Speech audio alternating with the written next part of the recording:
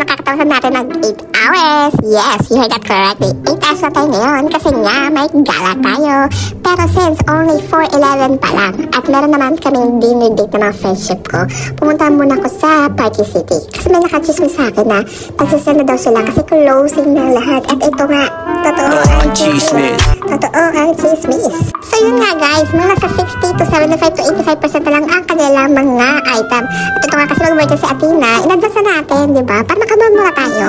Tapos yun nga, dumiretso na ako sa dinner date namin. Pumunta kami sa Jerry's Grill. Hindi ko alam, may banda-banda pala rin doon, o, di ba? Ito nga pala si Baby Logan, o, di ba? Yung friendship ko nakakuha ng prom. Ang cute ng baby nila, di ba? Sabi ng best friend ko, every Saturday daw, may banda daw dito. O, di ba? Naubos namin lahat. Aba, may natira pang kanin. Nagsisiyaan pa. Pero kaya mag-ala, ako pa rin nagtugon yan. Siyempre, hindi tayo matatapos ng gabi na walang famous halo-halo ng Pilipinas. Pero I'll rate this mga nasa 7. Hindi ako masyadong sarapan. Sinungaling ang mami nyo, o, diba? Ang subo, ang lalaki.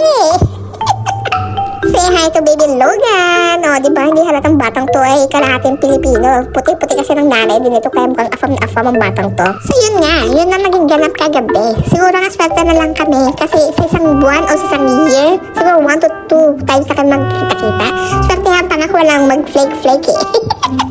Siyempre, understandable naman kasi talagang busy na talaga kami sa work at aming family. Ito nga, umuwi nga ako, my goodness. Kasi pang aking mga tuna kasi siyempre wala naman tayong tulong nito. But anyway, thank you for watching. See you guys on the next mini vlog. Bye!